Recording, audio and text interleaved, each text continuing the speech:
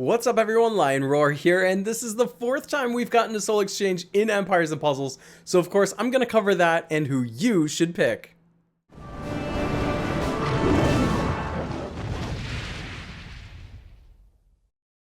But first, download Gemstone Legends, a mobile RPG puzzle match game. Use the link in the description to start with free stuff, including a bonus hero. Alright, so I actually have enough heroes to do a trade today, and I'm going to do that on video at the end, so you get to see which one hero I think is the absolute best out of this. But I'm going to run through each of the tiers in case you only have 10 heroes, or maybe you have 15, or maybe you have the 20 to go for the top tier. Let's take a look at these. Now, in the first row, it only takes 10 heroes, and I'm not actually really impressed with any of these, but there's an interesting one that stands out that I want to talk about, and that's Gregorian, who I think's relatively underrated because he does have use against the Titan.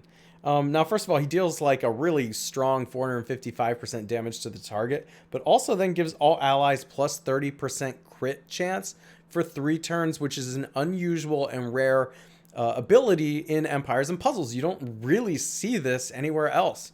And so I actually still use Gregorian, even though I got him like years ago at this point. Still use him on the blue Titan because that crit chance gets piled on top of any other like attack increase or defense down that you're doing to deal a ton of damage. Now, I don't use him anywhere else except for the Titan, so not a lot of use here. I mean, if you're like a newer player, you might get this for the Titan, and he would be useful in wars and raids and things because he is dealing a lot of damage as a sniper, but he is average speed, so do take note of that. He's not like a fast sniper or anything. But I do like him. I don't really like any of the other heroes here. I mean, like Malsina, I was never really impressed with her, and I'm going to tell you why, even though she has this amazing 1/3 of the time ability of an incredible negative 54% like defense down and attack down, and then a decrease to the mana generation, which is all very, very strong. But you're at the whims of RNG. It's totally random. You might get alternative 2 or 3 on the special, which is just a little bit of defense down or a little bit of attack down, and that's really not great. That's a wasted special 2/3 of the time.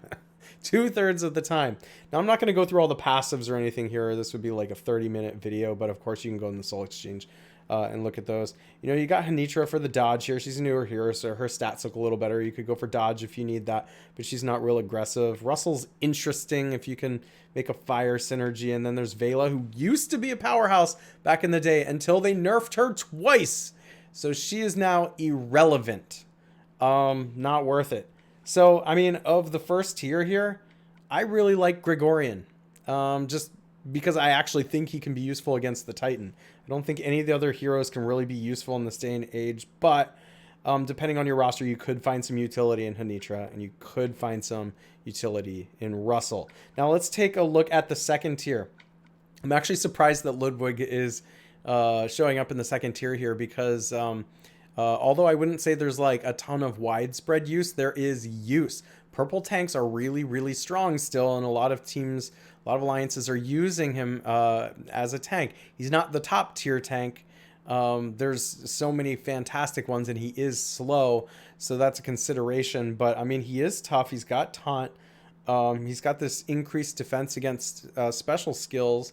And the nearby allies, it like speeds up their mana. So, you know, if you put a couple really strong flanks next to him, if he's the tank, well, they're going to be going off pretty quickly. So he's not only good at tank too. He's actually good on offense because of the speeding up of the specials and the heroes next to him. So you can definitely find good synergies for events and things like that, or maybe even just like as long as you line it up right, doing it on some kind of like offensive raid.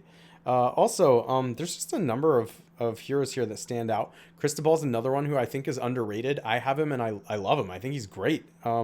And you get this choice here, and you can actually be strategic about it, unlike with Malsina, where a random special is going off, but you can either go with the first mana charge here or wait for the second mana charge, and it's going to depend on how much health they have remaining. So, you know, the first mana charge really depends on if the target has less than 50% health remaining, and would deal 500% damage. And then for the second mana charge, if they have more than 50% health remaining, you can deal 430% damage to like all the enemies. So in other words, I know that's like kind of confusing to just like read off the card there, but in summary, if the target has less than 50% health, you can go in and just kill it. Of course, if the target doesn't have 50% health remaining, or a lot of the opponent doesn't, then you might as well hang on for mana charge number 2 and deal this enormous amount of sniper damage to like everybody. It's actually quite incredible. And I have found that it's not as hard as you would think it would be to like be strategic about these particular specials. You know, the first time the mana charges, you could take out a really annoying opponent right away if you've already gotten their health down through other means, like tiles or another hero hit it already or something like that. Or you can just like hang tight. There's been totally times where I've used this on like a boom or bust team where like I give defense down to everybody, and now they've you know, maybe they're all still like above 50%, but they have the defense down, and Cristobal just comes in and annihilates the entire team. So he's actually a relatively good one for 15 as well. And then there's Cobalt here, who had also been a powerhouse back in the day, but unlike Vela, they didn't nerf him into oblivion, so he's actually still quite good. But there's just a lot of damage to be had here. And then you've got the mana charges going on with this one too.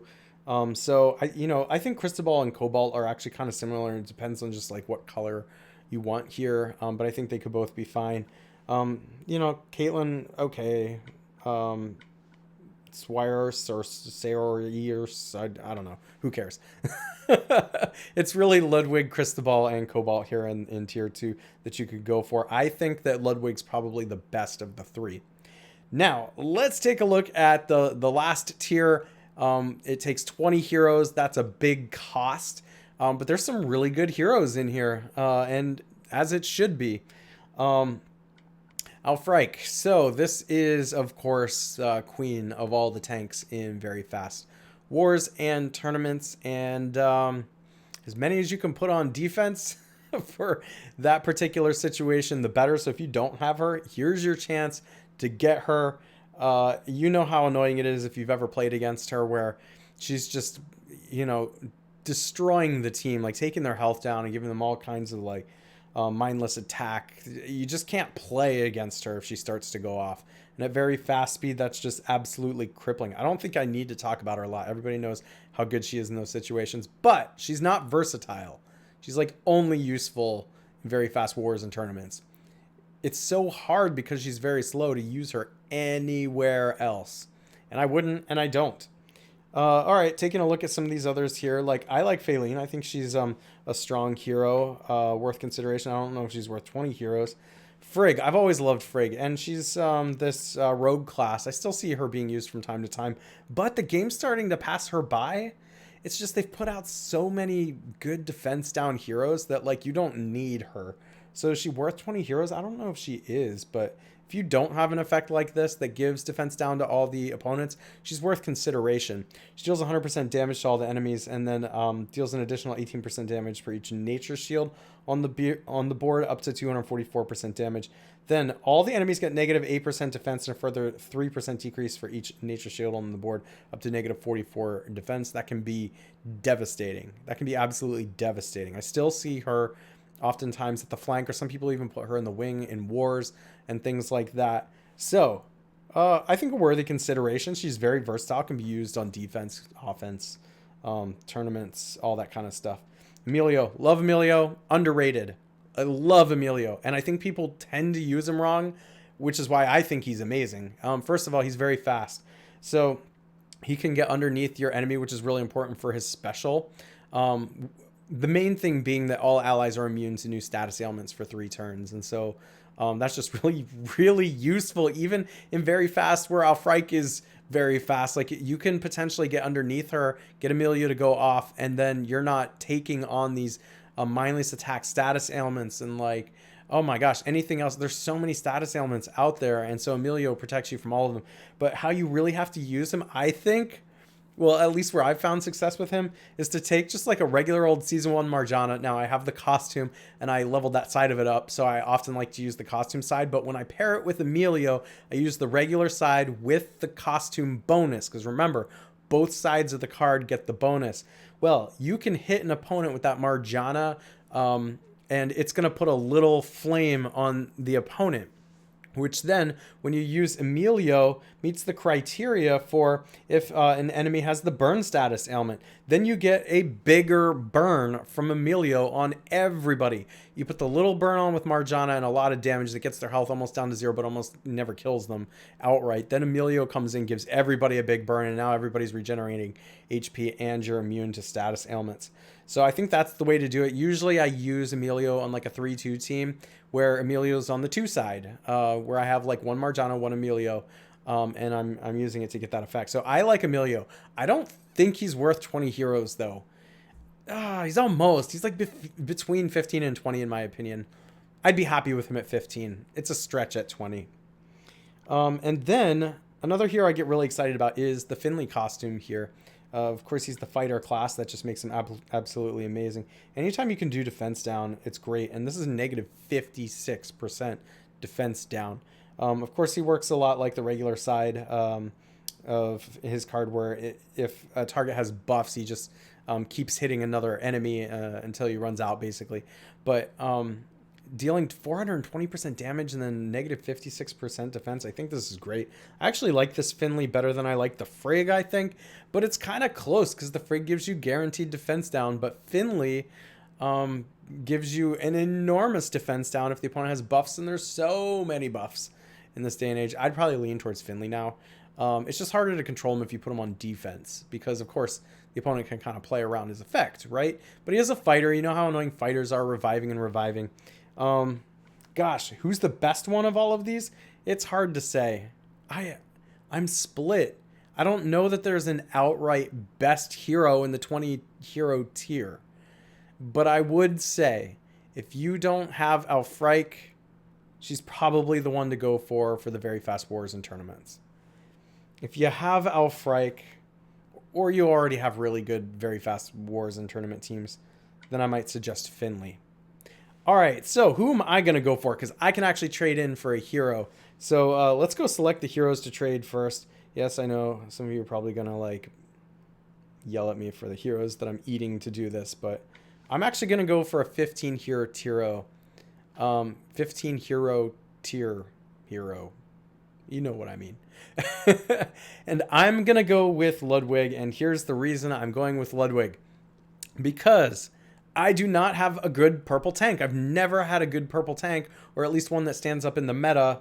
I'm actually a little concerned that even Ludwig might not in like the regular wars. Now I have Aelfric. I actually have 2 Aelfrics. I've leveled them up, so my very fast wars are fine. But regularly, I'm just having so much trouble putting together a good war team with a purple tank. And so I'm going to try Ludwig. He's not the best of the purple tier tanks, but I think he can work great, and he's also useful in offense, and especially in events and things. So that's who I'm going to go for. Let's do it. This is probably my last soul exchange ever that I'm going to do, because these are all just basically the extra heroes I have for now, and I don't have any plans to go out and get a whole lot more. So this is it. Here we go.